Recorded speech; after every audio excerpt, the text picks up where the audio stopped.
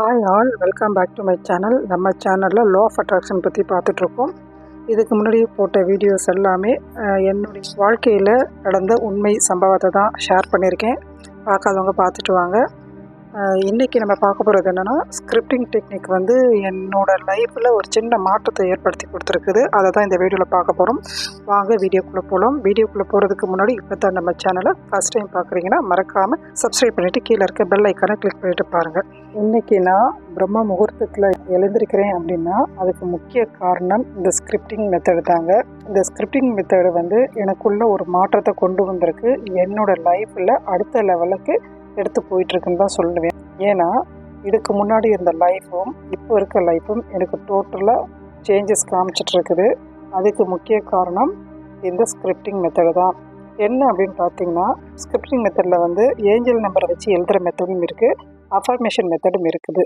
இதில் நான் கையில் எடுத்துக்கிட்டது என்னென்னா அஃபர்மேஷன் மெத்தடு தான். ஏன் அஃபர்மேஷன் மெத்தட் எடுத்தேன் அப்படின்னு பார்த்தேன். 555 மெத்தட்லாம் வந்து நான் போன வருஷம்லாம் ட்ரை பண்ணியிருக்கேன். பட் அதுக்கான ரிசல்ட் எனக்கு வரலை. அப்படிங்கிறதுனால எனக்கு தெரியல, அது மேலே வந்து எனக்கு வந்து அந்த அளவுக்கு பிடிப்பு இல்லை. ஏன்னா ஏற்கனவே என்னோடய வீடியோவில் சொல்லியிருக்கேன், எனக்கு என்ன தேவை அப்படிங்கிறத ஒரு பேப்பரில் எழுதி வச்சுருவேன். 2 வருஷத்துக்குள்ளேயே எனக்கு அந்த விஷயம் வந்து என் கைக்கு வந்திருக்கும். இப்படி தான் நிறைய விஷயங்களை நான் அச்சீவ் பண்ணியிருக்கேன். ஏன் நான் ஸ்கிரிப்டிங் மெத்தட் போனேன்னா அதுக்கு ரீசன் வந்து ஒரு காமெடியான விஷயம் தான் சொல்லணும். வேலைக்கு போகும்போது எனக்கு அங்கே ஒர்க்கை ஃபுல்லாகவே வந்து கம்ப்யூட்டரைஸ்டு ஒர்க்கு. அதனால் எழுதுகிற பழக்கம் விட்டு போச்சு. என்றைக்கோ நம்ம எழுதுகிறோம் அப்படிங்கும்போது கை பயங்கரமாக வலிக்கும். அது மட்டும் இல்லாமல் நம்ம கை அது போக்குக்கு போகும். இது பார்க்கும்போது எனக்கே ரொம்ப என்னடா இப்போ எழுதுறோமே அப்படின்னு ஒரு தாட் வந்துச்சு. அதுக்காக தான் நான் என்ன பண்ணினேன், சரி எழுதி பார்க்கலாமே, ஒரு பேப்பர் எடுத்து சும்மா எழுதி பார்க்கலாம் அப்படின்னு சொல்லிட்டு நான் எழுத ஆரம்பித்தேன். ஃபஸ்ட்டு எழுதினது எதுனா நியூஸ் பேப்பர் கட்டிங்ஸ் இந்த மாதிரி தான் எழுதினேன். தமிழ் இங்கிலீஷ் ரெண்டுமே எழுதி பார்த்துட்டு இருந்தேன். அப்போது ஒரு 2-3 டேஸ் ஆனதுக்கப்புறம் எனக்கு ஒரு ஐடியா வந்துச்சு. ஏன் இதை எழுதுறதுக்கு பதிலாக நம்ம வந்து பாசிட்டிவ் மணி அஃபர்மேஷன் எழுதக்கூடாது, அதாவது ஏதோ ஒரு அஃபர்மேஷன் எழுதலாம் அப்படின்னு நினச்சிட்டு இருக்கும்போது திடீர்னு மணி சம்மந்தமாக பாசிட்டிவ் மணி அஃபர்மேஷன் கூகுளில் சர்ச் பண்ணி அதுக்கான பாயிண்ட்ஸ்லாம் எடுத்து நான் நோட்டில் எழுத ஆரம்பித்தேன். எப்போ ஆரம்பித்தேன்னா ஆகஸ்ட் மாதம் தான் ஆரம்பித்தேன். நல்லா ஞாபகம் இருக்குது. ஆகஸ்ட்டு ஃபஸ்ட் வீக்லேயே நான் ஆரம்பித்தேன்.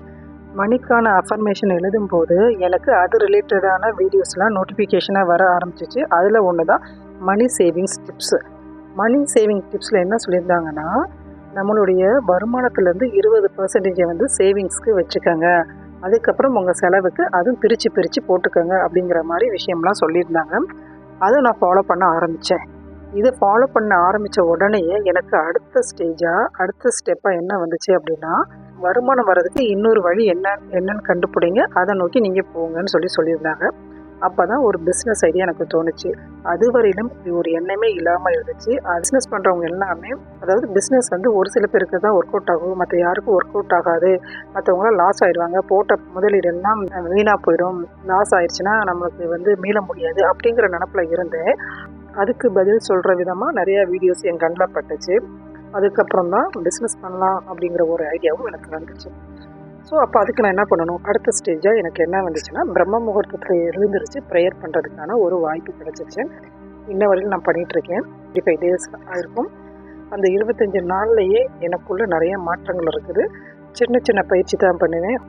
போனோம் ப்ரேயர் பண்ணுவேன். என் குடும்பத்துக்கே ஒரு நல்ல ஒரு பாசிட்டிவ் எனர்ஜி கிடச்சிட்ருக்குது. நல்ல ஒரு மாற்றம் இருக்குது அவங்கள்ட்டையும். அப்போது ஒரு சின்ன ஸ்கிரிப்டிங் மெத்தட் வந்து இன்றைக்கி எனக்கு இவ்வளோ பெரிய ஒரு மாற்றத்தை கொண்டு வந்து கொடுத்துருக்குதுன்னா அது எவ்வளோ பவர்ஃபுல் மெத்தட் இல்லைங்களா? அதை ஒவ்வொருத்தரும் ஃபாலோ பண்ணிங்கன்னா கண்டிப்பாக எல்லார் லைஃப்லேயும் நல்ல ஒரு மாற்றத்தை கொண்டு வரும். நீங்களும் ட்ரை பண்ணி பாருங்கள். இந்த வீடியோ பிடிச்சிருக்குன்னு நினைக்கிறேன். பிடிச்சிருந்துச்சுன்னா மறக்காமல் சப்ஸ்கிரைப் பண்ணிட்டு கீழே இருக்க பெல் ஐக்கானை கிளிக் பண்ணிட்டு பாருங்கள். தேங்க்யூ ஃபார் வாட்சிங். Thank you to all. Thank you to universe.